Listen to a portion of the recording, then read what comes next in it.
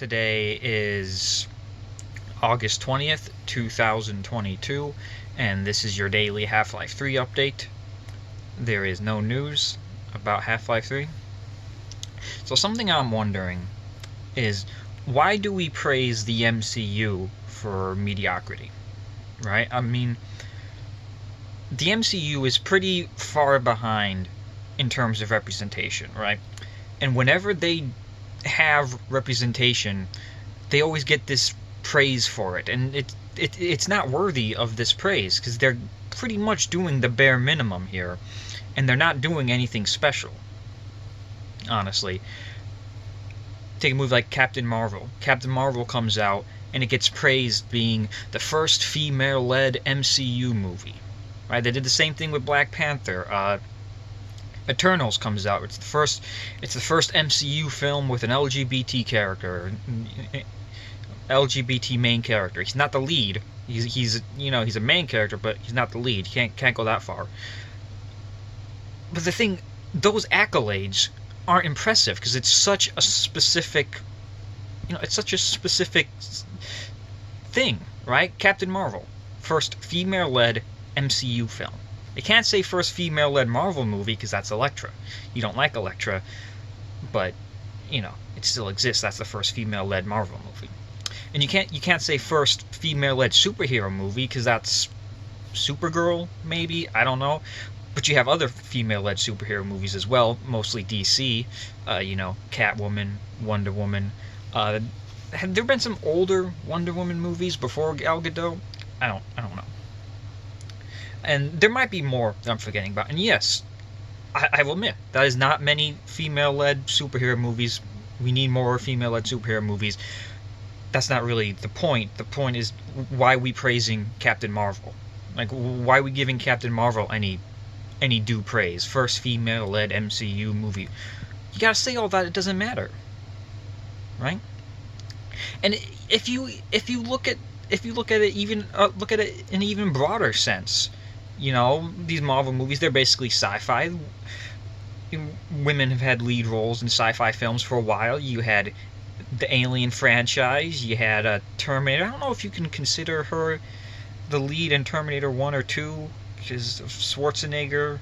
Maybe 1. Maybe I would call her the lead in the first Terminator movie. But in other... I'm sure there's other sci-fi movies that I'm not thinking of, the female lead. A lot of horror movies and horror franchises have female leads. And just movies in general. There have been several movies with female leads of various genres. Now, is that number still considerably smaller than movies with male leads? Yes. Do we need more movies with female leads? Yes. That's not... Again, I'm not saying everything is fine. That's not what I'm saying. I'm saying the MCU sucks, and when it does the bare minimum, and when it finally catches up after being decades behind everybody else, it gets praise. And you ignore all these, and you ignore all the other movies, like the movies I mentioned. You talk Black Panther, that's ignoring the Blade trilogy. You talk Eternals, having the first LGBT main character.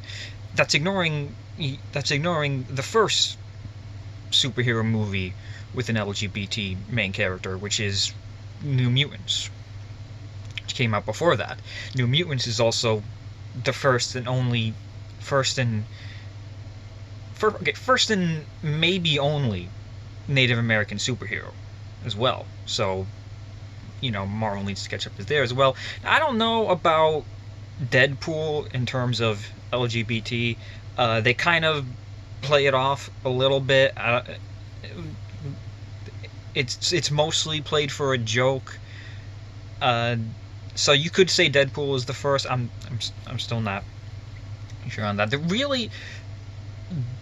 only thing that you can give Marvel praise for is Shang-Chi being the first Asian-led superhero movie, which, again, I question that when you look at foreign markets. You know, when you look at like Bollywood movies, does that kind of take away from Shang-Chi? I don't know. But it just boggles me. Like I just did like a